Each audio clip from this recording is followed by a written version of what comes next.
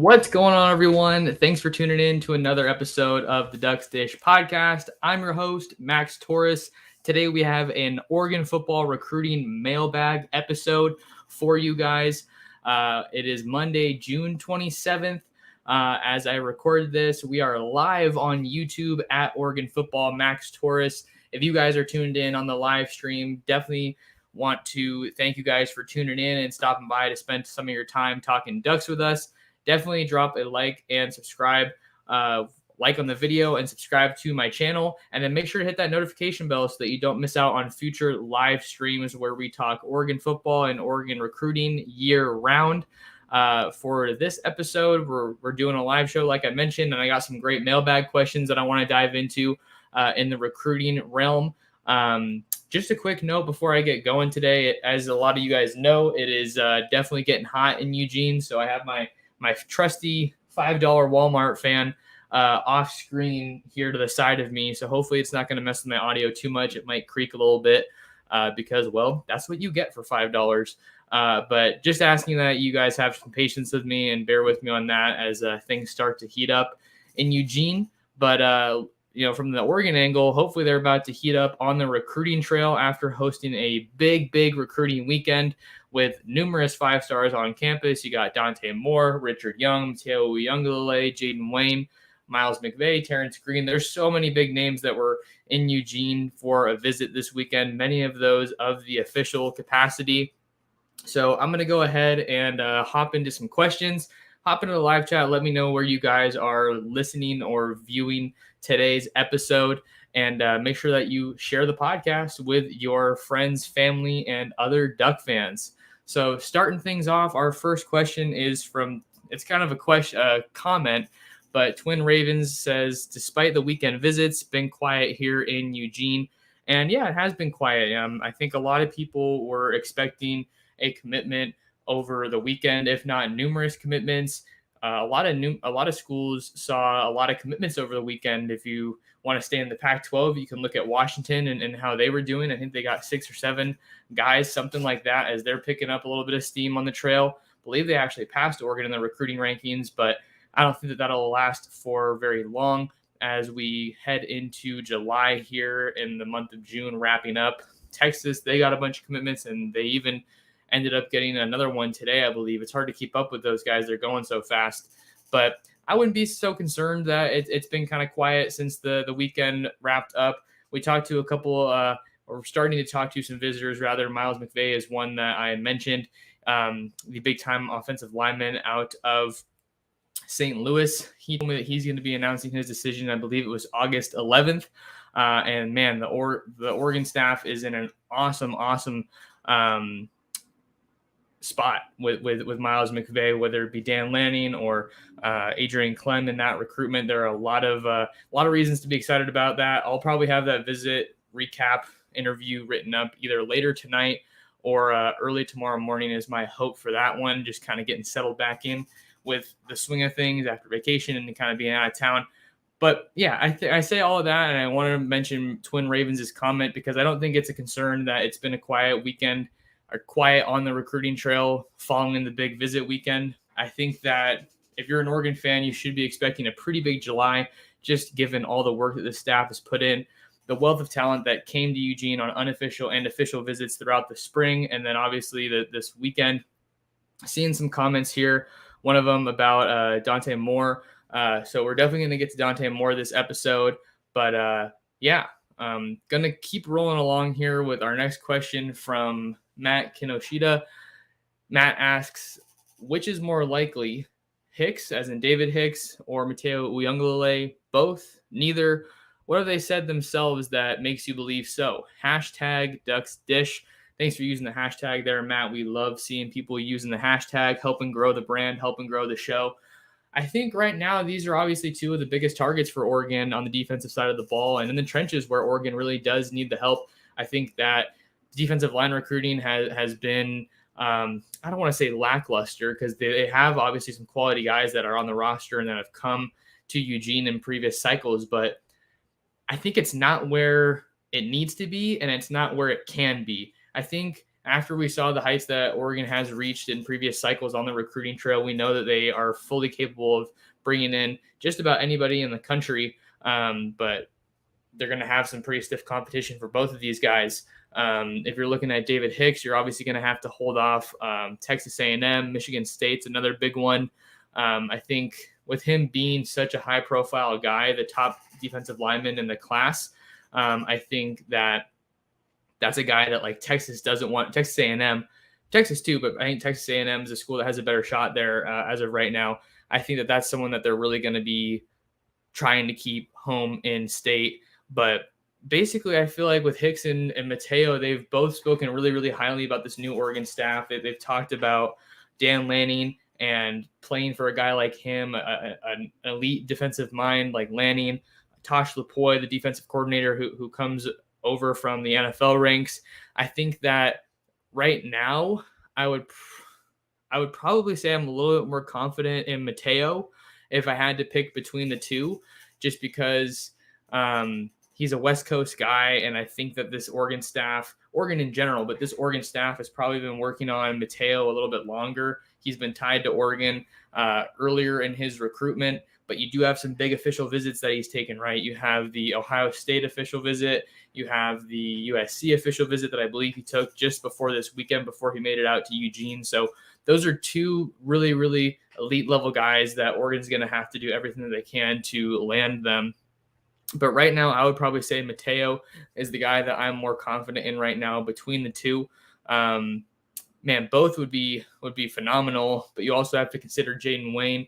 I think that it's kind of hard to pick and choose here. I think the good thing, I mean, regardless of what happens, as it stands now, as I record this in late June, it's pretty amazing that Oregon's in such a good spot with all three of these guys. I mean, it kind of feels like Oregon's trending for David Hicks, but he doesn't have a commitment date as of yet. But I know that Michigan State visit went really well. He likes what he sees there. But the Oregon staff has done a tremendous job with DJ Hicks, with that duo of Dan Lanning and Tosh Lupoi. And then Matt Powledge has been another guy that obviously has Texas roots. So he's kind of been the face of their recruiting efforts out there. So none of the two, Hicks and Mateo, have laid out commitment dates of yet. But Mateo, it kind of gets the feel like, when I talk to him and from what I've read about him, that he's really not in a rush with his recruitment. Definitely one of those elite level guys. Kind of think about Josh Connolly, that can afford to, drag the recruiting process out as long as he chooses, because he's going to be a take at any school that is still actively recruiting him. Clemson and Alabama are obviously a couple of the other schools that you have to keep in mind there with Mateo. So I think hopefully that answered the question, Matt. I feel like I'm more confident with Mateo right now, just because I've talked to him more and because he's a West Coast guy. But I'm not saying that that's a make or break factor. So I'm going to go ahead and say that I think I'm more confident right now, more likely that Mateo Uiagalelei ends up a Duck. I'm going to take a little bit of water here. Next question is from Aaron Martinez. Aaron asks, what do you think is the timetable for when Moore commits? And what are our chances with Richard Young after the visit? So I'm going to start with Dante Moore. I think that right now it doesn't look like he has a commitment date set, which kind of leaves things a little bit open-ended. But I feel like, given some of the recent visits that he's taken, obviously you have the unofficial out to Oregon this past weekend, which was huge for this staff to get him on campus, especially in the unofficial capacity after he took his official visit to Oregon. I believe it was in April. It was on the earlier side of things. But the fact that they got him back out on campus for an unofficial visit definitely really confirms that mutual interest. I feel like after Jaden Rashada eliminated Oregon from his top schools, that Oregon's pool of quarterbacks in the 2023 class kind of took a hit, right? So Dante Moore really emerged as this top option. He was really closely tied with Notre Dame earlier in this recruiting cycle. And then Michigan, obviously with them being an in-state school, they looked like they were in an awesome spot to capitalize. They have since gotten 5-star, I think it's CJ Carr, Or sorry, that's Notre Dame that got CJ Carr. So excuse me there. But getting him in the fold was obviously pretty big for Notre Dame, especially since he's one of the top quarterbacks in the country for 2024. But as far as with Dante, I feel like he's probably seen what he needs to see. I will admit that I haven't talked to Dante Moore. I know he plays things pretty close to the vest and only talks to a handful of reporters.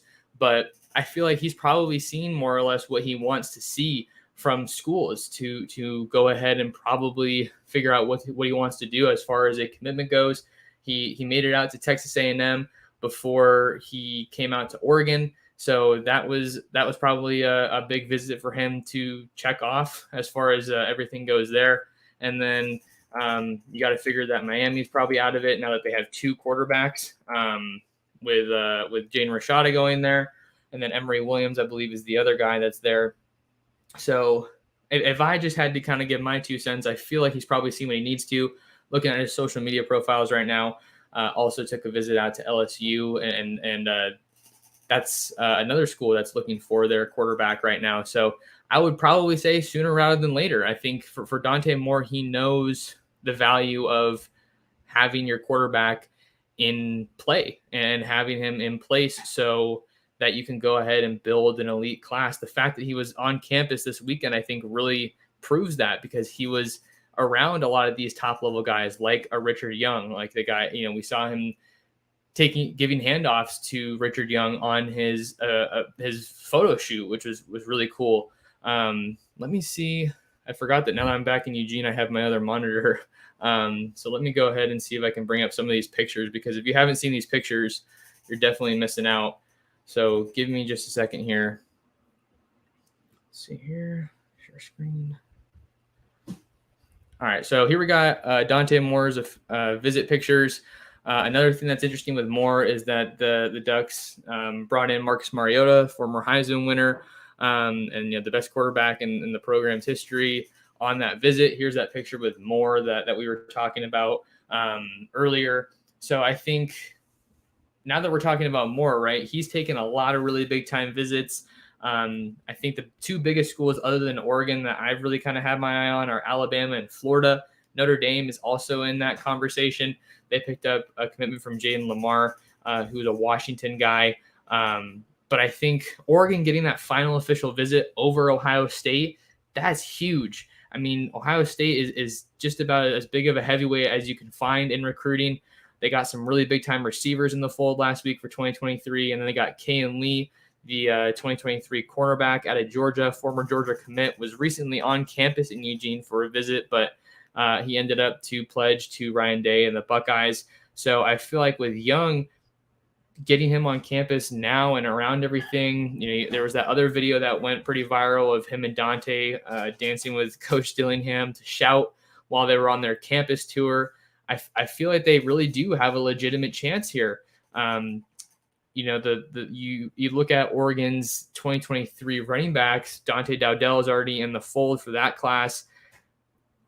Kind of thought we were going to see maybe a little bit more of like a thunder and lightning type of a deal.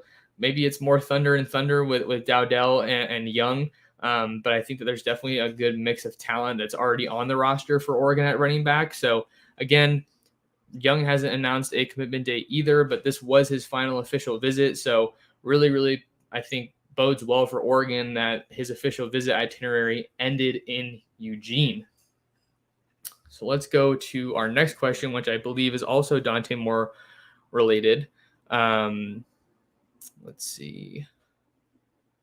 Okay, next question comes from John Knowlton. What is the Ducks' fallback position at QB? Or maybe it was option. I might have read that wrong. Fallback option at quarterback if Dante Moore commits elsewhere. And this one's really straightforward. This goes kind of back to Brooks's question. Is Avery Johnson still in play? I think he is still very much in play.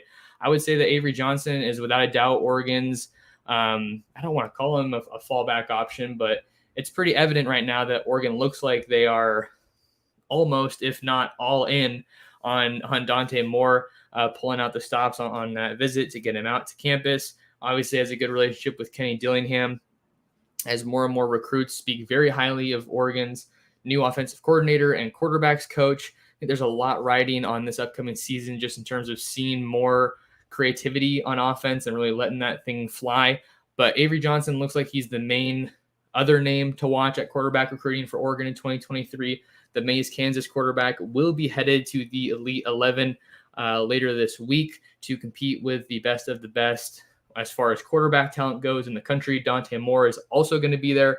So it would be pretty crazy if Oregon was able to land a commitment from Moore on the national stage like that at a huge event. I think that's one kind of hidden benefit that helps some of these other schools is that they already had their quarterback in place for 2023. So, man, it's great to be able to have him go to the event, the quarterback go to that event and really just represent the school, just to have that representation. Didn't happen with Oregon last year as, oh my gosh, Tanner Bailey. I was forgetting the name for a second. He was committed to Oregon at the time, but he did not get the invite. He obviously ended up at South Carolina after the coaching transition. So I think Avery Johnson's still in play. He has announced a July 5th commitment date, final three of Oregon, Washington, and Kansas State. But this is an interesting deal for Oregon because what I think I've talked about it before. I've definitely written about it before. But what if Avery Johnson wants to commit, but Oregon really prefers Dante Moore? If you don't take a commitment from Johnson, if that's the case, if Avery Johnson does indeed want to go to Oregon, you put yourself in a tough spot because a lot of these schools, a lot of really elite schools still don't have a quarterback in place, and they're going to circle back on a Dante Moore if you do get to him. I think that you want to go for a Dante Moore, but you also run the risk of missing out on both of them if you don't take Avery Johnson. So hopefully I'm kind of voicing that well. I mean, I think that it would make sense if Oregon prefers Dante Moore, but if Avery Johnson wants to commit and you don't take that commitment, then you run the risk of missing out on both because Dante Moore hasn't announced a commitment date just yet. So definitely a tricky balance right now, and we're going to have to keep a close eye on that. That recruitment, I think I'm going to try to talk to Avery Johnson, but I know that he's getting close, so it might be a little bit tougher to get a hold of him. We're going to take a quick break on the Ducks Dish podcast, and we'll be right back to continue our mailbag edition of the podcast. This is Monday, June 27th, and you're listening to the Ducks Dish podcast.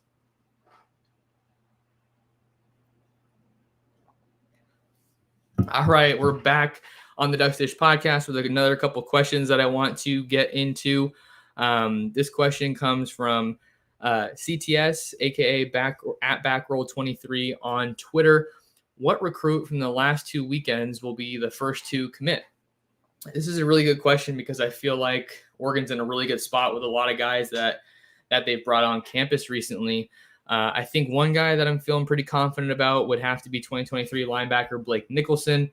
He was recently in town for his official visit to Oregon. The second visit he's taken this month, in the month of June.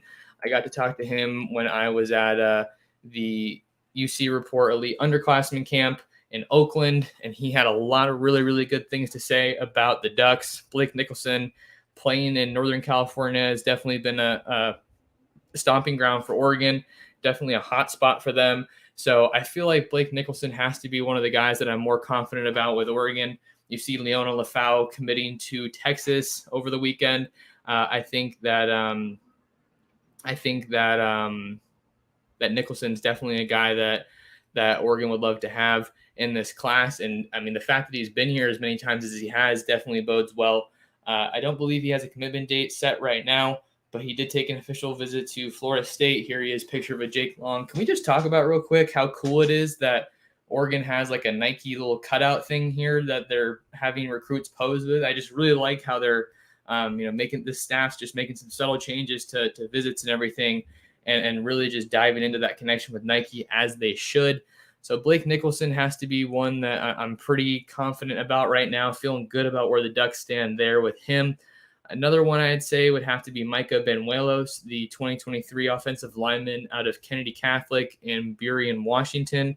Let's see if I can find him, see if he has any pictures from the weekend. Here he is with Coach V, who's honestly, he's just done a great job as a recruiter since joining this new staff. I think he was instrumental in landing Josh Connerly.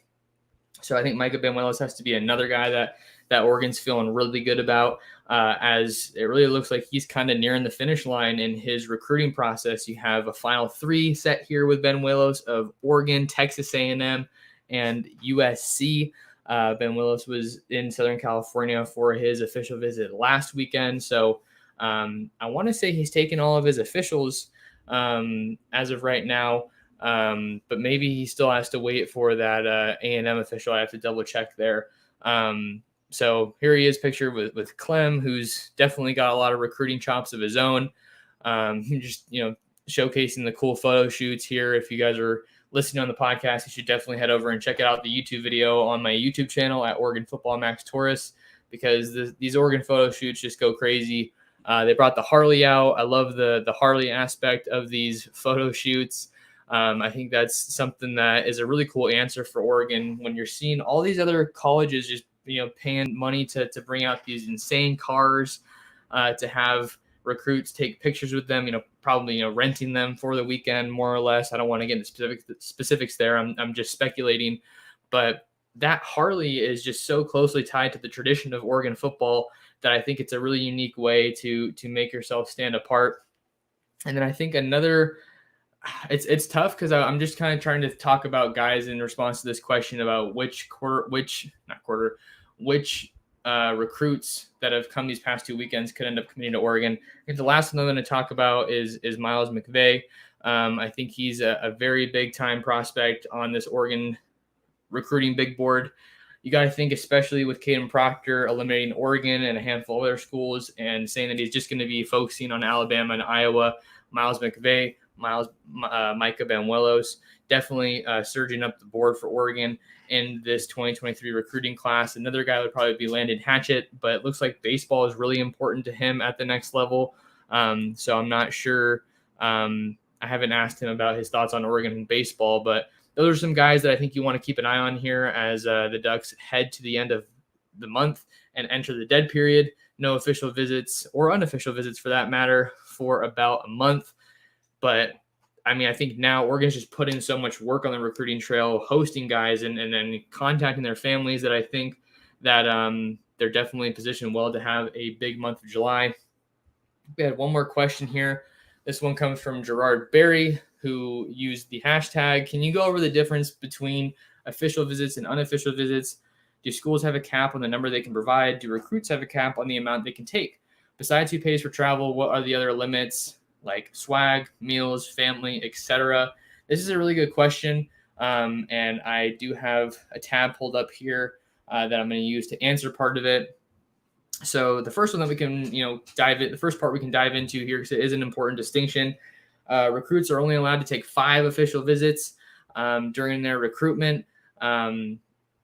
And one thing that kind of a note that attaches to that, if there's a coaching firing or some kind of coaching transition, recruits are able to get that official visit back, essentially, so they can go out to that school, get a feel for the new staff, the vision that they have for the program. So obviously that happened with Oregon, and a lot of the commits were able to come back out on campus before the second signing day. So that was definitely good for them to use. And then let me see. So this page that I'm reading from right now is from the Next College Student Athlete, so NCSA, and it has some really good information for obviously recruits, and then talking about kind of some of the differences here and the distinguishing factors here. Official visits usually last up to 48 hours long, or the span of one weekend, and you can't take them. D1 football recruits can begin taking official visits starting April 1st of their junior year of high school. So I think that's why you see like Dante Moore taking his official visit early in the spring in April. And then what else do we have here? I'm just going to go ahead and read off of this because one of the questions was about financing and like what schools can provide. Some schools will be able to finance your whole trip, paying for transportation, meals, lodging, and tickets to a home game. But this is the maximum of what colleges can provide for their recruits. Some programs simply may not have the money to pay for your entire visit, opting to finance a small portion of your visit. An official visit can also include having an on-campus lunch or dinner that is purchased by the coach. It doesn't have to last the full 48 hours. That's the maximum, but not a requirement. There was one other thing that I wanted to read. I just need to find. Okay, this is about the transportation, because that's the biggest thing. The school financing the trip. Schools may pay for recruits' transportation to and from campus. However, they can only provide transportation for parents/guardians if they travel in the same car as the recruit. Flights and separate bus or train tickets may not be purchased for parents. So I think that really just applies more so to the recruits. So like I said, I'm trying to learn a little bit more about the specifics. I feel like I know most of the general stuff that is out there, but trying to give you guys a little bit more information to go off of here with the NCSA Next College Student Athlete, information that they had available on their website. And then one of the other parts of Gerard's question was, do schools have a limit on how many they can provide, on how many official visits they can provide? And I want to say that they do have a limit on the official visits that they can provide because they're very strategic about it. Generally speaking, you're not going to be bringing a guy out for an official visit unless you have a good feeling that you can ultimately land that prospect or that recruit. So I think that's part of the reason that we're seeing these massive recruiting weekends, because you want to get as many elite guys on campus at the same time as possible. You want to get some commits in there as well, because they're oftentimes your best recruiters as well as the players. That's why we saw Dante Dowdell come out for a visit this past weekend. That really helps. I think, especially if you're trying to sell that vision of Dante Moore, Richard Young, and Dante Dowdell all in the same class, I think that is huge. But just a little bit of a shorter version of the podcast today, just about 30 minutes. So I'm going to go ahead and wind down here. If you guys haven't already, definitely head over to my last episode, checking. I don't even know if I'm pointing to the right side of the screen, but I brought on 2022 Oregon wide receiver signee Casper. We talked for about a half hour about the recruiting process, what it's like to grow up with an NFL dad and Kevin Casper, what he's excited about at the next level. So that's definitely an episode that I'm really proud of, and I had a really fun time talking with Kyler. So go over and check that one out. But that'll do it for us on this episode. If you guys want to find more of me, you can follow me on Twitter at mtorresports. You can subscribe to my YouTube channel at Oregon Football Max Torres, and then make sure to hit that notification bell so that you never miss one of our live shows, doing more of these. Really like engaging with you guys. Want to get to more of the comments in the next video, but this one was just a short one that I put a call out to action for, asking for questions ahead of time. So also follow us on Twitter at DucksDish. And then make sure to head over to ducksdigest.com for the latest in Oregon football and Oregon football recruiting. Got a lot of stuff going up over there. So that'll do it for us on this episode. Thank you guys so much for tuning in to this episode of the Ducks Dish podcast, and we'll see you in the next one.